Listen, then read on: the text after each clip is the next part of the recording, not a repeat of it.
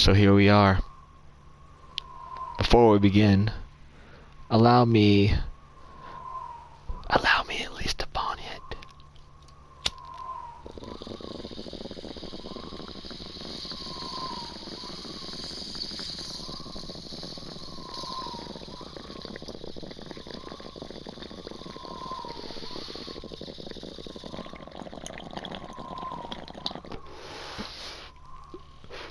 Here's to feeling good all the time.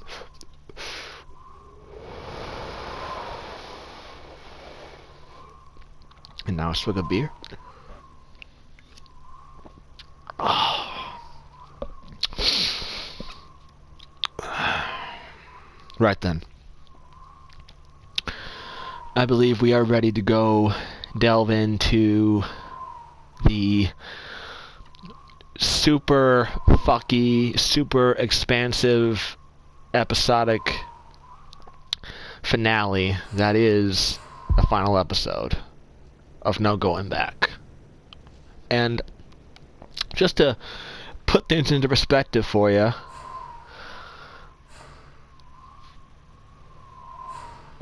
I'm going to tell you this. Between Amid the Ruins, Episode 4, and Episode 5, No Going Back. Think about this here for a second, bro.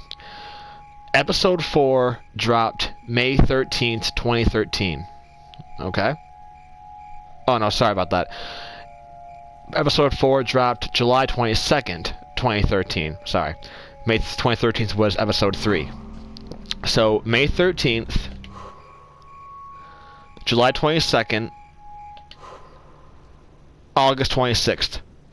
So imagine having to wait anywhere between 1 month to 3 months to understand what happened. Because from Episode 1 to Episode 2, you know how long that was? Well, I'll tell you right now because I have it right here. Season 2, Episode 1 premiered December 17th, 2013.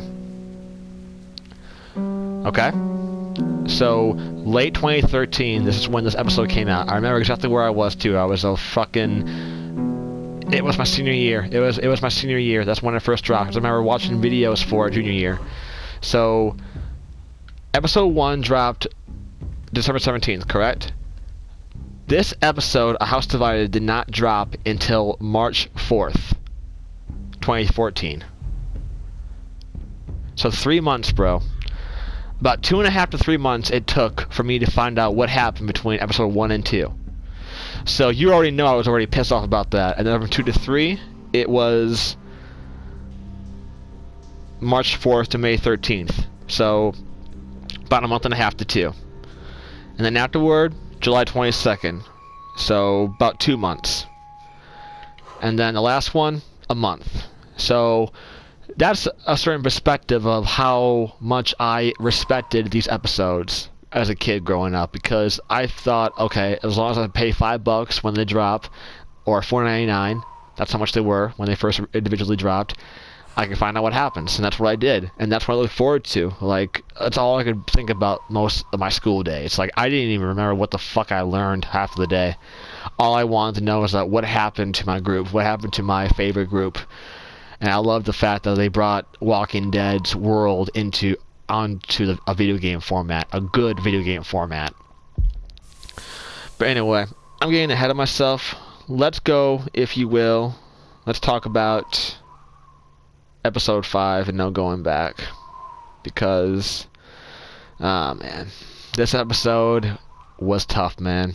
And I gotta say, you surprised the hell out of me. Because you did everything that I did, except you made a few questionable dialogue choices, which I thought were kind of out of like random, like they're like random, and I was like, why'd you do that for? But not really much to talk about, not really much to say about that. But I'm gonna do my best to talk about each one, because it's the last one that we're gonna do for a while, and then I'm gonna talk about the other endings that you could have gotten. and I'll give you a little insight into a new frontier. So stay tuned for that. So stick with me for at least about a good half hour or so, maybe 20 minutes, and I'll let you know what to expect, or not really what to expect. No spoilers. I'm not gonna spoil anything for you, but I'm gonna give you some hints and some insight as to what they were thinking at this point. All right. So first off, the first main choice, selflessness. That was the main term for it. Did you protect the baby when you were under fire, and you had a choice which you debated, bro. I thought you were gonna like go straight to cover because Luke called you over, but you said, "Nah, bro, I can't do a baby like that, man." And then you went after the baby. It was like a last split second. If you would have waited like a few more seconds, I think you would have been shot, or because I saw the screen getting red. So I knew you had limited time, but it was like a snap decision, bro, and holy fuck, man. So, again, you demonstrated selflessness, but for a split second, you were going to be selfish, which, in my mind, rightly so. I mean, you're under fire. One would think you should look out for your own safety, but it's also a fucking baby. The baby can't defend itself, and that's not fair. It's so not fair. It's so fucking not fair. Like, at least, Clem's 11. Yeah, she's still a child, but she's a lot more conscious than a lot of the other people. So, it's a matter of your priorities. And I'm happy to announce that you and I did the same thing. Us and 58.6% of players protected the baby.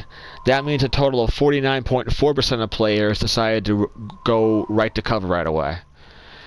Now, in case you're wondering, the baby doesn't get shot. I think either Bonnie or Luke spots the baby and tells Clementine to go get it, or I'm not sure how it plays out, to be honest with you, because I don't ever not go for the baby. So I'm not sure what the other scene is, but I know for a fact that the baby doesn't get killed at that point. So there's that. But I'm not sure what the alternative is. Doesn't really change much. It just demonstrates, a you thing. Are you going to be selfless and look out for an infant, something that can't defend itself or himself, or are you going to put yourself number one? Self-preservation, which I believe in, but when it comes to a baby, that's where I say there are certain lines you don't cross, and I don't know, man. I mean, this is gonna be an unlisted video, so I can get political, but I'm actually, I'm not one of those people that is against abortion. I mean, if it saves the woman, and if the woman doesn't want a baby, then she should have a right to do that. But once the baby's born, something kicks off inside me. So it's like, you gotta protect it. It's little, it's defenseless, and at this point, both the parents are dead. The mom's dead, the dad's dead, and the baby daddy. You know what I'm saying, man? Because she's a slut. So they're both dead. It's a fucked up situation for the baby, but all we can do is try to protect it, because there are certain things I can't just blindly not do. I mean, I won't. When I see a baby, I gotta protect it, just because that's just who I am. I was raised to care for animals, small animals, and babies, so I mean, it's also not my baby. As you can tell, bro, I'm not a dad. So, but I don't really want kids. I really don't. But I like babies. I just don't want any of mine, because I'd be a terrible father. I know I would be. Sorry, mate. This got a little sappy than I thought it would. Alright then. Cheerio. Let's move on then to Risk. And again, I'm talking about the board game. Alright, rightio. So, when it comes to Luke... Alright, so I'm just going to go ahead and lay out the scenario, what was going to happen on that lake, because that was the only thing that was important. So when it comes to Luke, the major choice was save Luke or cover Luke. I'm going to tell you what happens if you did what you and I, what you yourself and I did, and 66.7% of players did, which is not try to help Luke. We took our gun out, we started firing at the walkers. Bonnie gets irrational and paranoid, and she decides to go and try to save him herself, because she doesn't like the fact that we didn't try to save him. So what happens is she goes in to try to save him, and then if you cover Luke, Bonnie goes through the ice, and so does Luke. Now let me tell you the second part of this. Remember how I said in the chat, bro, how Luke always dies in this episode, no matter what, but Bonnie is determinate, which means you can determine whether or not to save her or how she dies, or if she dies. If you broke the ice, which means if you shot the ice, or if you used the butt of your gun to break the ice, not only would Clementine yourself would have fallen through, and you would have had an underwater scene with a walker, and then Luke trying to get it off of you, and then a walker pulls Luke down to the abyss. Not only does that happen, and and Clementine swims to the surface, Bonnie also gets out from the hole that you made. So in doing so, if you broke the ice, you would have saved Bonnie. And I know you didn't want that to happen, so I was like being very frantic in the chat, like, you know, don't break the ice, don't break the ice, because that's the only way to kill Bonnie. You can't save Luke, which means you have to cover him, and you can't break the ice. You have to back away or do what I did. Start to attempt to break the ice with the butt of your gun, but both Kenny and Jane will say, Clementine, stop, don't! And then you watch Luke drift away. It's kind of sad, my version. I mean, your version was kind of like, you know, abrupt, and it cut away to like the following scene, but yeah, that's what happens. So, and then fun trivia: if Bonnie is still alive and you covered Luke, she treats you like shit for the rest of the time during that episode, and then you don't care about Bonnie, so you'll never save her. I'll tell you what happens. And that's all. Oh, by the way, if Bonnie is alive, that's also when she has a cigarette, but she only gives you a cigarette if you save Luke, which I'll talk about again. But going back to that, yeah. But all right, I'll go back to this. If you save Luke, you try to actively go for him, and in doing so, you fall through the ice, and it plays out, and the underwater scene plays out the same way. It's just you try to save Luke, but it's kind of sad. Well, not really sad, but you see Luke like try to fight it and everything. But well, I don't really care about Luke, so I really don't have much of an opinion on that. But that's what happens if you save Luke, and then you fall in the ice, and then Bonnie is very sorry and very apologetic towards you, and then she offers you a cigarette if you save Luke. That's the only way she offers you a cigarette, but she has to be alive at that point. But I always kill her off because I fucking hated how Telltale went with her story over all the other fucking stories. Like, why would they pick hers out of all the other backstories, or out of all the other characters that you played in 400 days? Why would they pick her to focus on? So I was like, to me, I was like, okay, I'm not gonna deal with your choices as Telltale. So I killed her off. So that's what happens if you kill her off. If she somehow survives the lake, which means she doesn't fall in, or she falls in, but then you break the ice and she crawls out of it, she ends up leaving with, or trying to at least leave with, Mike and Arvo. And then she's there during that scene, and she's there during the other scenes post Luke's death. But then she leaves during or after the flashback. after Arvo shoots her. After Arvo shoots Clementine, which I'll get to in a few seconds. But that's when Bonnie would have been last seen, and then her status would have been MIA, missing in action. It would have been unknown, just like Mike and Arvo.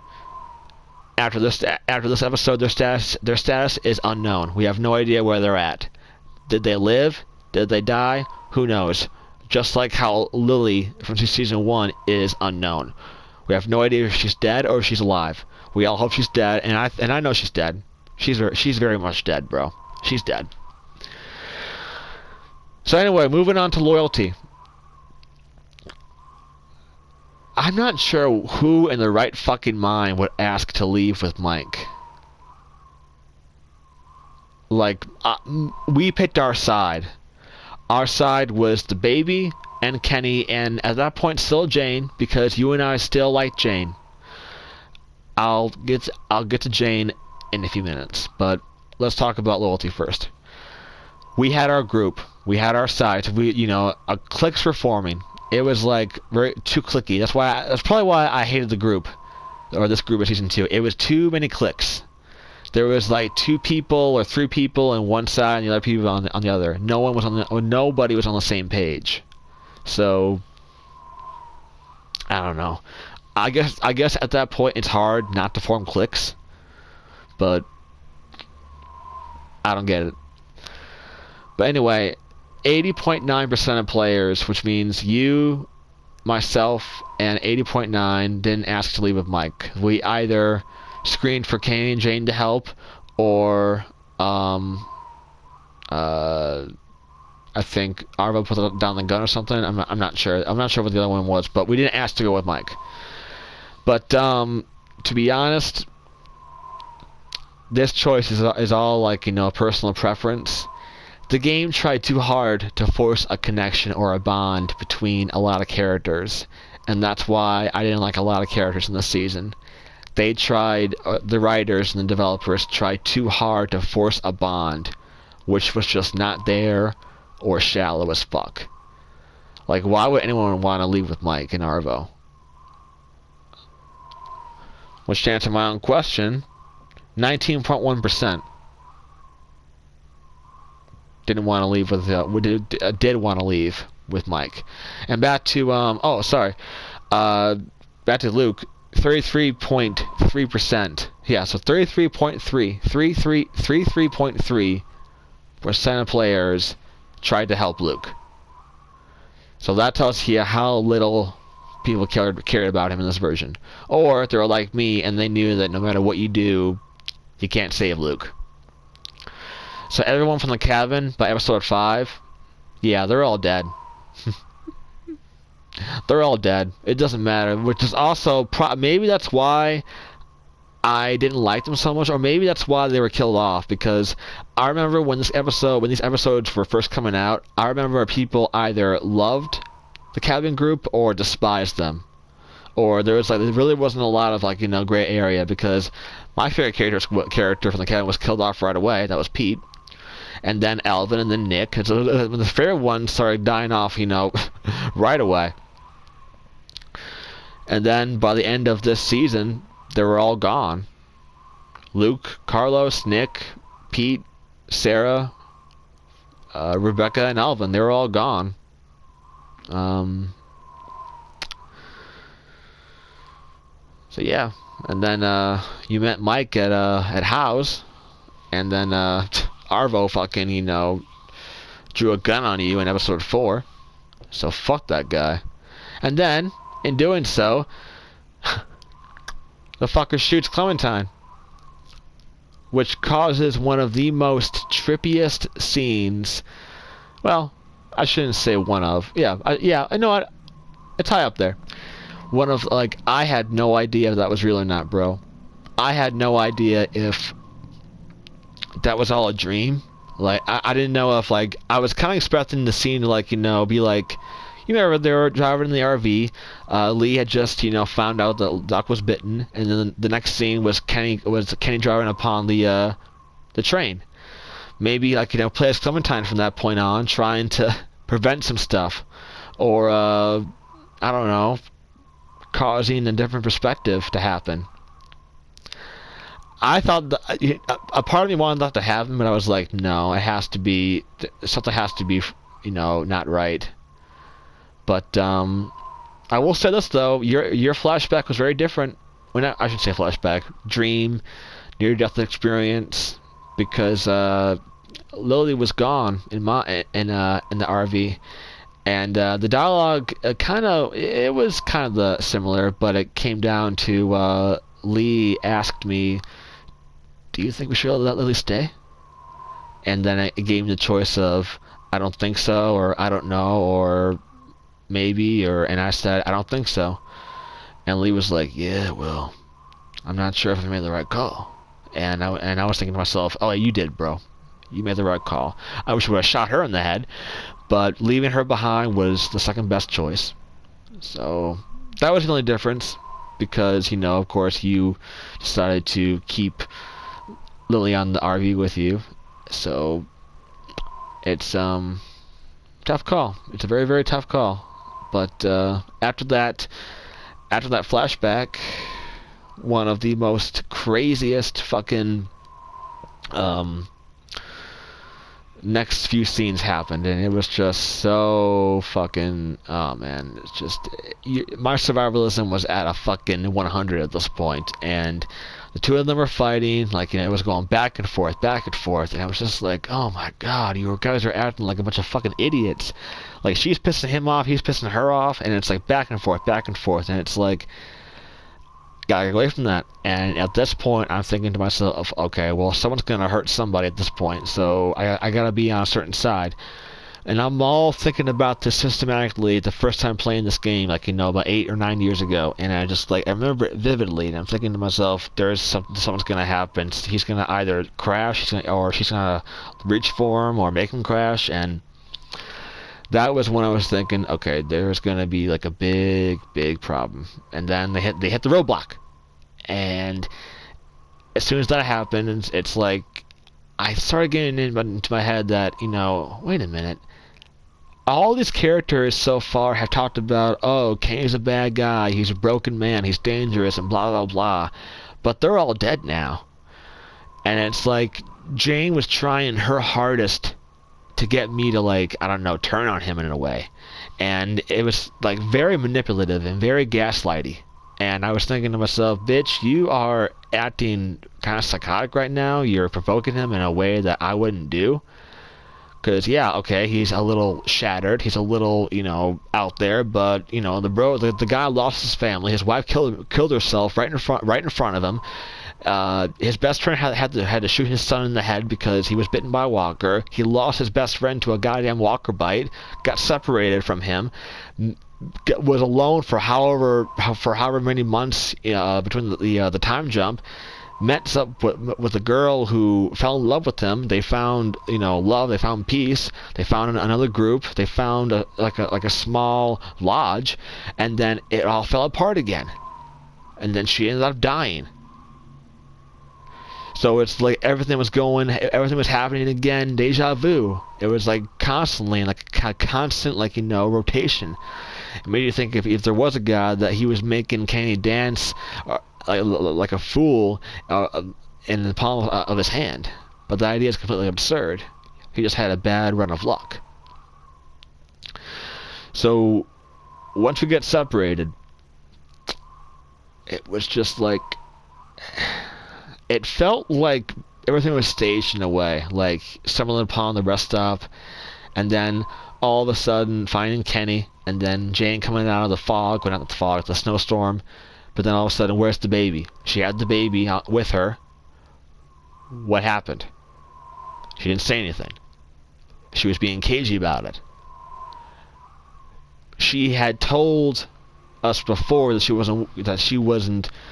didn't want the baby around because she didn't know what to do with it. And now that the parents were gone, I decided to put two and two together, and I was thinking, holy fuck, did she hurt the baby? Did she do something to the baby to get it out of the way? Or to set Kenny off just so she would prove a point to me, or I would see what he really was? Or some fucking backwards, fucked up logic reasoning? Like, that's not even, that's fucking half-assed. So, I'm thinking all this shit. Kenny runs out to the fucking snowstorm. Jane gets all like, Clem, like, just stay out of it, or, whatever. And I'm thinking to myself, what is wrong with you? How could you even put the baby in danger to begin with? Put yourself in danger, why not? Or do something else. And that's when the door opened. And then that look on Kenny's face was a pure fucking rage. And I swear I thought he found AJ's body. I swear that's what I was thinking. And during the fight, I was like, wow.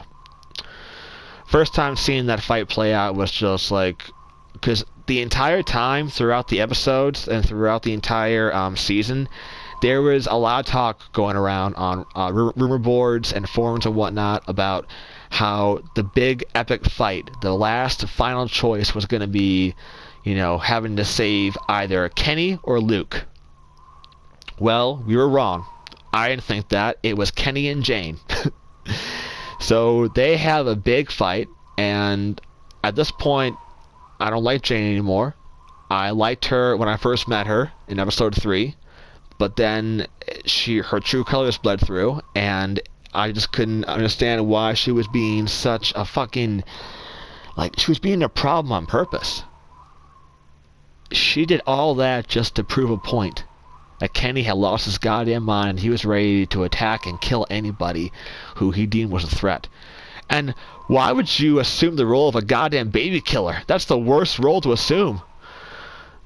And that's exactly why, when it came down to it, when it was when it got really, really heavy, Kenny was on top of her. He had that knife on her. It was either shoot him or look away. I just watched. I didn't want to look away, but I couldn't shoot the homie. I couldn't shoot him. And you looked away. So you didn't see what happened. But if you watch my version, you see what happens. It's quick, it's simple, it's effective, it's one thrust and then it's over. He doesn't continually start stabbing her afterward. It's like just one thrust and then it's like it gets off her and then he's like in that state where he can't believe what he just did, and it was a crime of passion pretty much. That's what it was. And but I swear, once I saw the words "shoot Kenny" pop up, I thought to myself, "Oh yeah, the game wants me to shoot him." So I almost looked away, but to be honest, I kind of don't like choosing, because if you let it play out, it's, in my mind, that's canon. Jane underestimated Kenny. She tried to provoke him. She did provoke him. But she underestimated him. She didn't expect him to be that strong.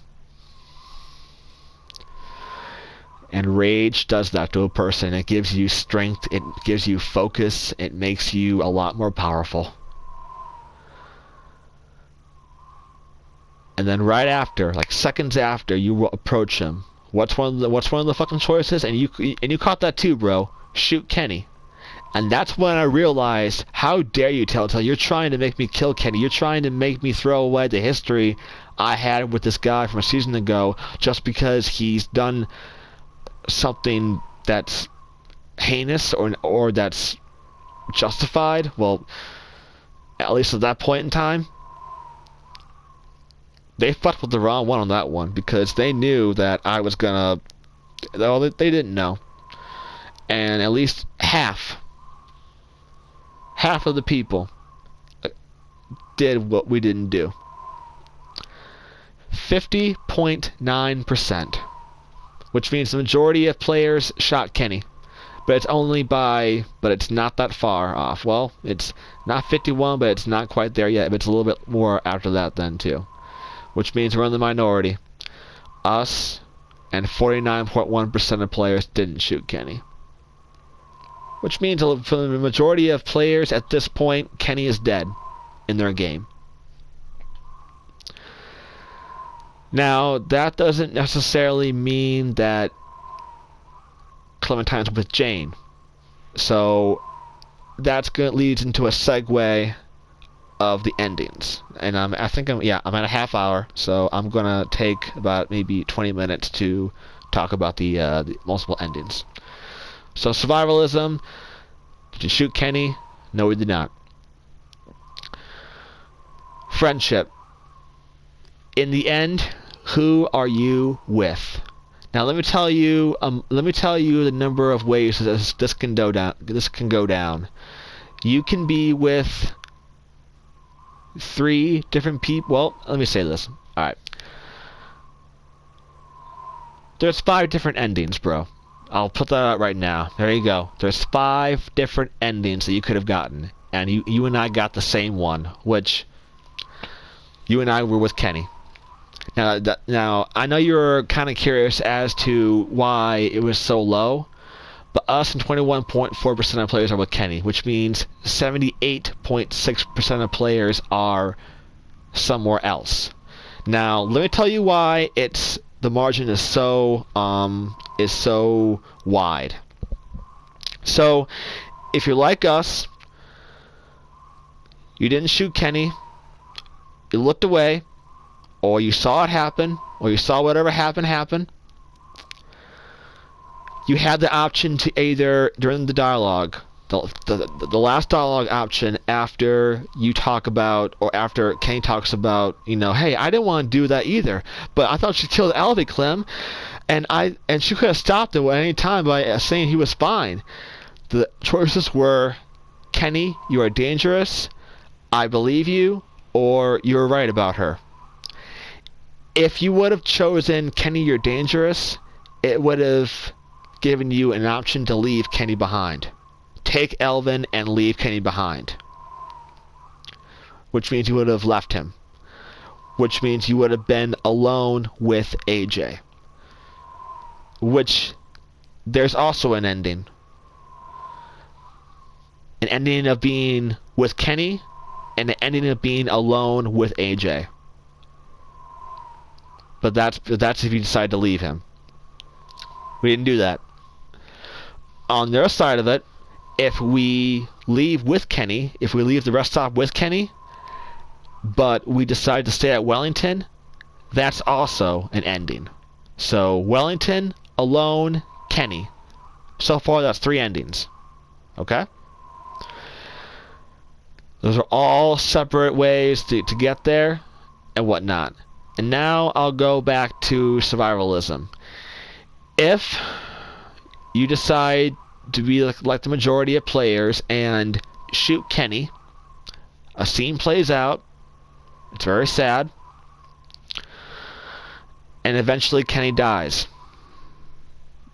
And then Jane leads you to the car and explains, or doesn't really explain, she tells her side of the story, because she's still alive. And this is after Kenny bled out from the gunshot wound that you gave him.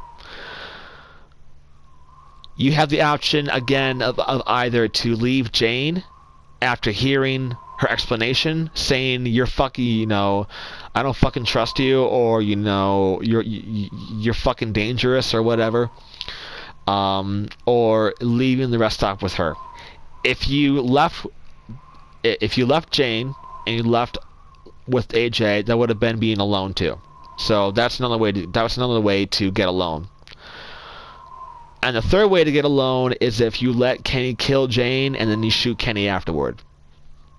That's a very morbid way of getting alone, but that's if you really want to be alone and leave everyone dead, that's how you do it.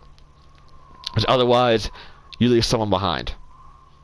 But if you want all of them dead, you have to let Kenny kill Jane, and then you have to shoot Kenny yourself. That's if you want to be the only one left. And then you find out on your own, you start to hear AJ's cries after you're walking alone, and you find him in the car. So, that's that. Kenny, Wellington, alone, and then if you decide to leave with Jane, meaning you decided to forgive her, or you somewhat understood what you decided to do. I don't know why anyone would, but that's an ending. It's an ending, and some people got it, so can't really fault them for that. If all that went down, and if you took AJ to go with Jane, she would have led you guys back to House.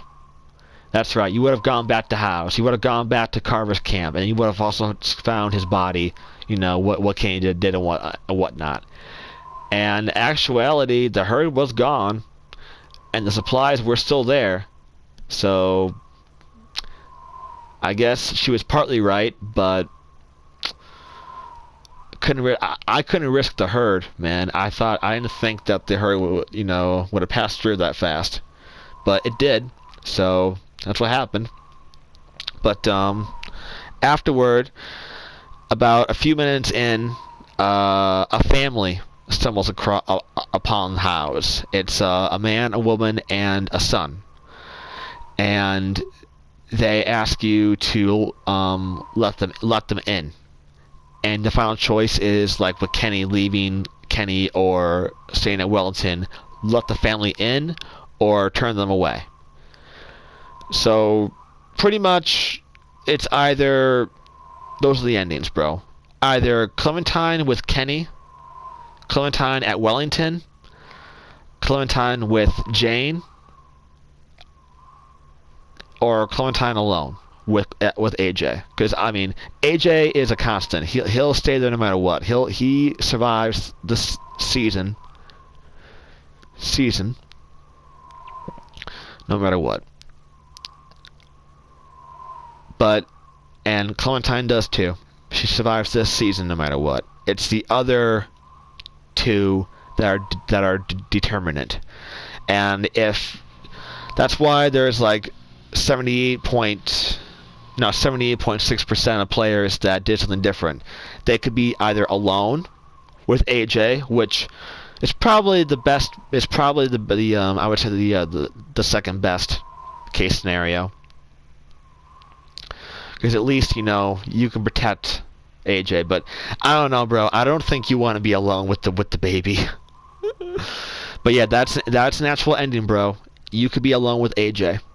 If you either have Kenny kill Jane and then shoot Kenny afterward, or if you leave either Kenny or Jane at the rest stop, if you talk to them a certain way. So I was thinking, bro, honestly, I didn't think you were going to go with Jane, but I thought you were going to be alone with AJ. I really thought that you were going to end up getting Kenny killed, like shooting him.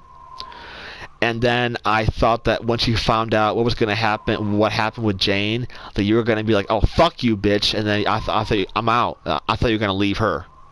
So I thought the final ending of you was going to be being alone. And the scene is very different afterward. It's actually kind of haunting. Clementine actually covers herself and AJ in guts and walks through a fucking herd. Like, she actually smears guts on Alvin's face. It's like, or AJ's face. It's like, it's haunting, but it's a way to but it's really a dark way to power home the fact that she's by herself and she only has a baby. So there's that. And that's why there's 5 different endings. There's Clementine and Kenny, Clementine at Wellington, Clementine alone with AJ, or Clementine with Jane and the family, or Clementine with Jane and that's it, and AJ.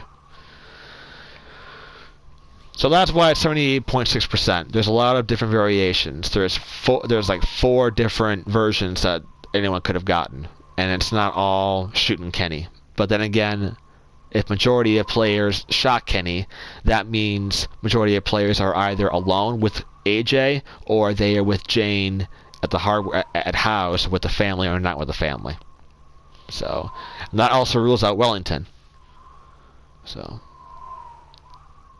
but yeah, that is the end of season 2, bro. I think I'm at 40 minutes, so spend another 10 minutes or so talking about, yeah, why not? Let me talk to you a little bit about A New Frontier. And let me not spoil anything for you. Matter of fact, let me take a quick swig of beer. Hold on. Alright. So, I'm not sure what all you may have seen in videos or read about, which I hate the fact that you watch videos on this, man, because it kind of spoils it for you, because you make some allusions to certain things, and it's like, don't talk about that. Like, don't talk about what you think you might know, because you don't think you know it until it happens. So if you think you may have seen something in a video or heard something, it might not go down the same way as you, or it might not even happen, or it might not even come to pass because of what or how you play. And I also want to warn you, I advise you to stay off the wiki page, because there is a fucking full-blown wiki page dedicated, a lot of people, nerds, on computers, every day in the basement, 24/7, updating, every single element of The Walking Dead. That's comic books, TV show, the books, the mobile games, and the video games are heavily edited every day. I see the edits every day, and it's like the people, they're dedicated, so stay off the wiki page. Don't go on the wiki page yet, bro, because you'll get something spoiled for you. And do not look up any other videos on anything else, because at this point, you're getting into fresher stuff. And this stuff is still being talked about to this day. At this point, this 2 seasons, everyone kind of knows what happens, But going back to that, it's just...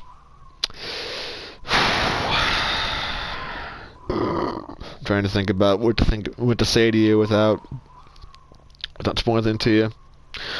So I'm not sure if you've seen any of those or any videos or read anything about it, but A New Frontier is what I like to call the black sheep of the Walking Dead series, at least for a lot of people, because a lot of people do not like A New Frontier, and in my mind, rightly so, because the game does something that really betrays the fans. And I can probably tell, you can probably tell by my tone what that is, but let's just say that Telltale used A New Frontier to say fuck you to the fans. We're gonna do whatever we want, and we don't care what you did. We don't care how you played the last two seasons. We don't fucking care. That's the vibe that we got the entire season, the entire series, because it felt like that the developers and the creators and the writers took all of the creative ideas that Season 2 presented us with, and they took the end game, the end results, they took those results, wiped their fucking asses with it, and threw it back in our fucking faces. Because they went totally somewhere different. They used a different perspective for that season. Now, I don't think it's a bad game, but when it comes to the Walking Dead series, I would say that one's probably the weakest one. Although, I did like to play it. When it was coming out, I was excited for what was going to happen. But I can tell you this, though. I can tell you this, little trivia. When you first boot up the game, and you first listen to the dialogue and whatever, tell me if you recognize any of the voice actors. Because if you don't know them by name, that's fine, but you will definitely recognize one of the voice actors that makes a very, very lengthy appearance in A New Frontier. So much so that I actually discovered this voice actor through A New Frontier. And then, when I heard he did another game that you and I love, there you go, I just gave it away for you right there, I was fucking elated. But there you go. There is a little hint for you. There is a voice actor in A New Frontier that before he did a game that you and I both love, worked on. Because this is back in 2017. So you were hold on, you were 2017, because that was when A New Frontier was coming out. So 2017. I was, let's see here. Let me think here. 2017, 1995. So I was 22. So you were 16. You were 16 when A New Frontier came out. So that's when I discovered this guy. It's a guy. It's a male voice actor. You will recognize his voice, or at the very least, you may think you recognize his voice, and it is who you think it is. So just bear that in mind after you boot up A New Frontier, that you will recognize one of the voice actors. And the hint is, he's from a game that you and I love.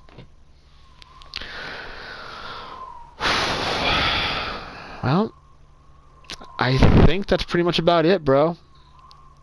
There's not a whole lot for me to tell you. I think I pretty much covered all that I wanted to cover. Let me think here. I covered the endings.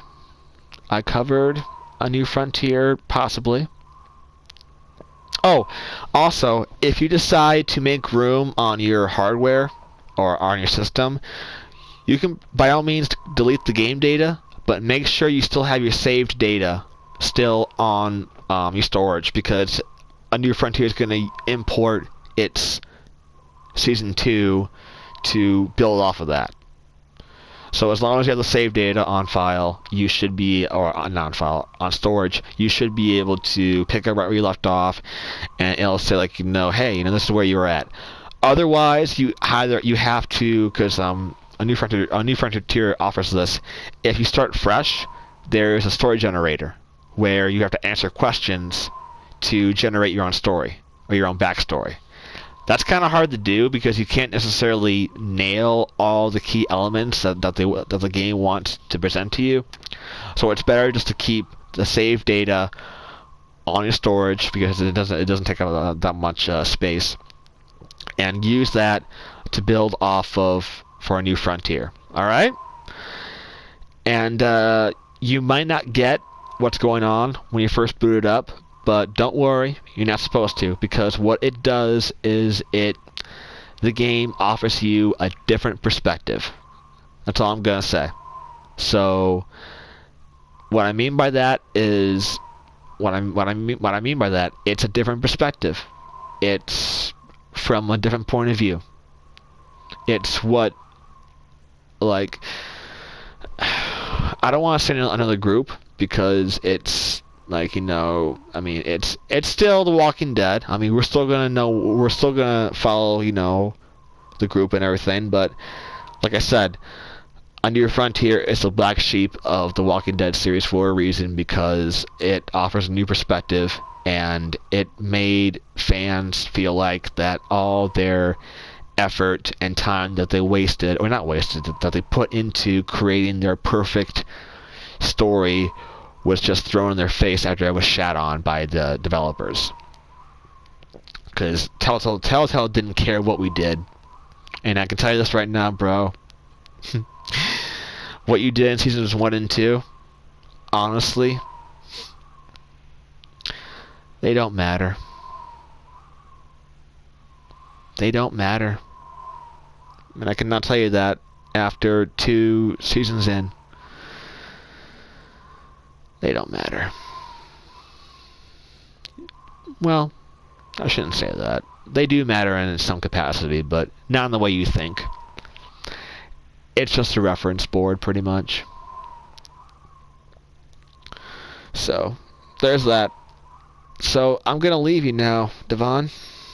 I'm going to go back to my definitive menu and wait patiently for you to play A New Frontier, and then I'm going to play the game as well. But I gotta tell you, I'm very surprised that we once again had the same choices all throughout. So the only episode that we had differences was A House Divided, where you lied to Walter, I told him the truth. So I guess you can call me a liar. You can call me a liar, and you're a lot more honest than I am. But after everything that we've all gone through, liar, truth teller, doesn't really matter. We watched a murder happen. We murdered people. Doesn't matter, man. Ain't no way in fucking hell is gonna shoot Kenny. No way in fucking hell. But anyway, that's the end of it, man. I'll leave you to your thoughts. I'll process this and upload it to you. Thank you for playing this game. It was nice to see you go down my path.